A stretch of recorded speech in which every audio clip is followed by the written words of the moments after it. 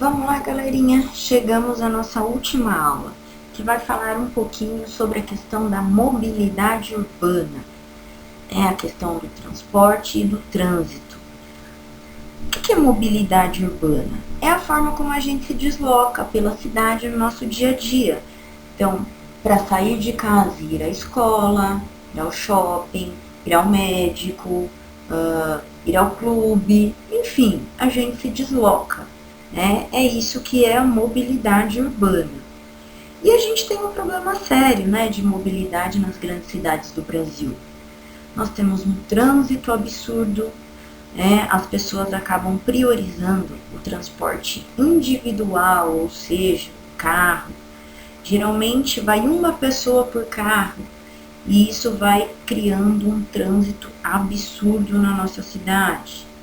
Tem uma imagem aqui que eu coloquei no slide para vocês observarem, a questão da quantidade de carros para ocupar essas pessoas que estão aí na frente. Olha o tanto de carros.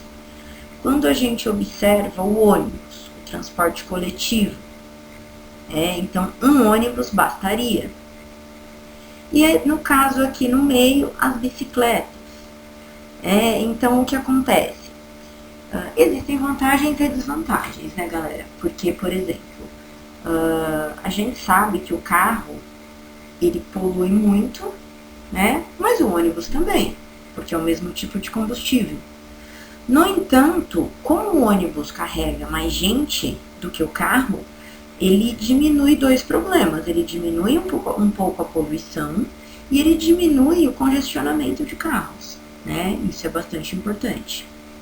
No caso das bicicletas, elas também são muito importantes, porque o que acontece? Elas não poluem, elas não usam combustível, elas não causam trânsito, mas aí tem a desvantagem, por exemplo, de quando está chovendo, ou de quando você tem que carregar várias mochilas, a coisa também fica mais complicada. Mas é interessante que a gente pense aí uma forma de melhorar essa mobilidade urbana na nossa cidade. Não só na nossa, mas no Brasil todo. Isso vai facilitar muito a vida de muitas pessoas. A utilização de um metrô, por exemplo. Infelizmente, a gente ainda não tem metrô aqui em São Bernardo, mas seria muito bom para todos nós.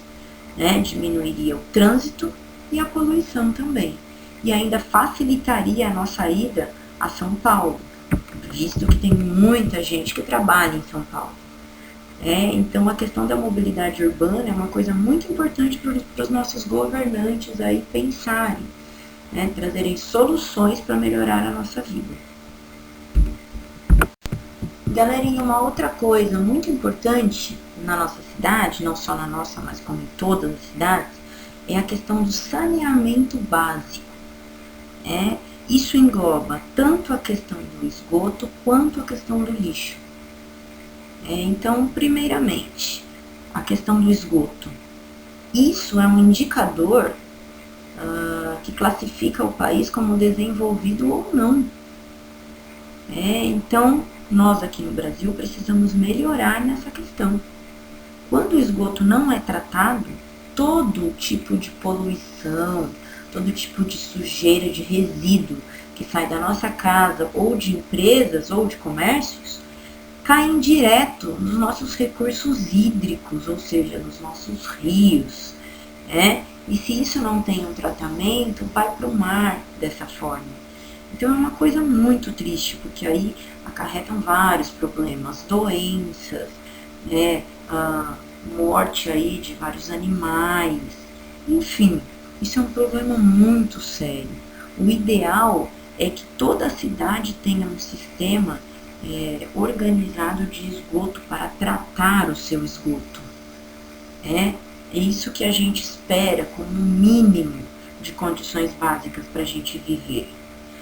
No Poliedro, na página 59, tem uma foto de uma estação de tratamento de esgoto ali, que é bastante interessante da gente analisar. Tá? Dá uma olhadinha lá, por favor. E para finalizar, galera, a questão do lixo.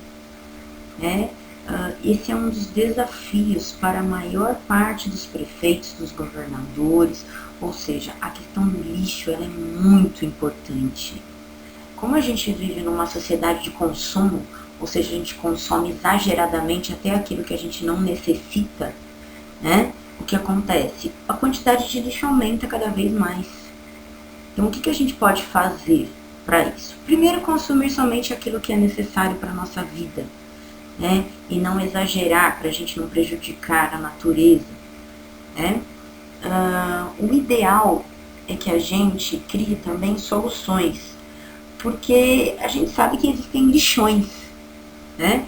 Só que um lixão é uma área a céu aberto, onde aquela imensa quantidade de lixo vai ficando acumulada ali, vai atraindo animais, vai atraindo doenças, o cheiro é insuportável. O lixo orgânico em decomposição, ele causa o chorume, que é aquele líquido marrom de cheiro muito ruim, que ele vai contaminando o solo e pode chegar até o lençol de água subterrâneo, que seria uma reserva para nós. Então, lixão é uma coisa que não pode existir. O que seria o ideal? Criar aterro sanitário, como o exemplo desse aí da foto, onde você impermeabiliza o solo que vai receber o lixo e depois esse solo é coberto. Existe até um sistema interessante, no Poliedro também vocês podem ver, lá na página 60,